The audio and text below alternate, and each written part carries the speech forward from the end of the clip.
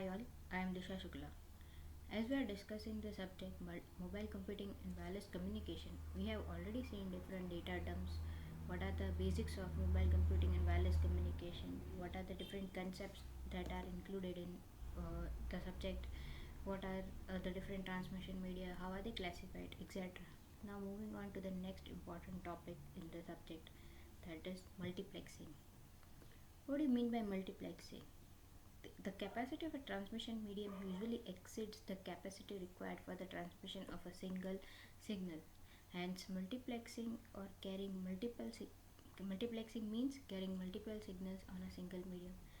As you can see on the screen, there is a multiplexer at an center side and there is a demultiplexer at a receiver side.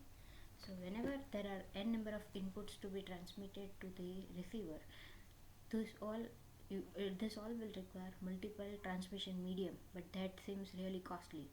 So what you do is you club up all the individual inputs into one and then finally transmit the whole thing through one link. And then at the output side, that is at the receiver side, we have a demultiplexer that will be working in an opposite way as a multiplexer, that is it will be converting a single transmission into multiple ones. So multiplexing techniques are primarily divided into three types, that is a frequency division multiplexing, wavelength division multiplexing, and time division multiplexing. Now as the name suggests, in the frequency division multiplexing, you will be dividing the whole channel based on their frequencies, whereas in the wavelength division multiplexing, you will be dividing the whole channel based on the wavelength, and in similarly in the time division, the time will be the dividing factor. So the first type, that is your frequency division multiplexing. In this type of multiplexing, the signals are generated by sending the different device modulated carrier frequencies, and these modulated frequencies or signals are then combined into a single signal that can be transported by the link. To accommodate the modulated signal, the carrier frequencies are separated with enough bandwidth, and this bandwidth ranges are the channels through which different signals travel. So as seen in the figure, there are multiple senders at the sending side. This all will be having some kind of signals, the different signals. Now all these different signals are first sent into a modulator. The modulator work is that it will be boosting the signal's energy. That is, it will be adding a high frequency carrier signal to it, and hence you will get a multiplexed signal out of your modulator.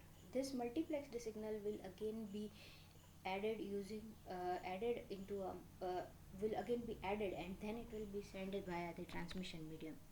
Now at the receiver side, when the receiver receives this whole thing, he will be getting the compound signal. Then the compound signal will again be separated into the different signals, and they will be demultiplexed at the receiver side, and then they will be demodulated to get the original signal. So this is the concept of frequency division multiplexing. Here the frequency, that is different signals having different frequencies, are multiplexed together to send via a single channel. So here the signals having different frequencies are used, so hence it is called frequency division multiplexing. The next is wavelength division multiplexing. A wavelength division multiplexing, or WDM, is a technology in fiber optic communication and for the high capacity communication systems. Wavelength division multiplexing is the most promising concept. WDM is designed to use the high data rate capability of the fiber optical cable. The data rate of this cable is higher than the metallic transmission cable's data rate. Conceptually, the wavelength division multiplexing is same as the frequency division multiplexing. Now it's similar to the frequency division multiplexing, but the main change over here is that in frequency division multiplexing, you were dividing the signals based on their frequencies, whereas in wavelength division multiplexing, we'll be dividing the optical signals based on their wavelength. Now as you can see, we have different waves of having different wavelength, lambda 1, lambda 2, lambda 3 up to lambda n.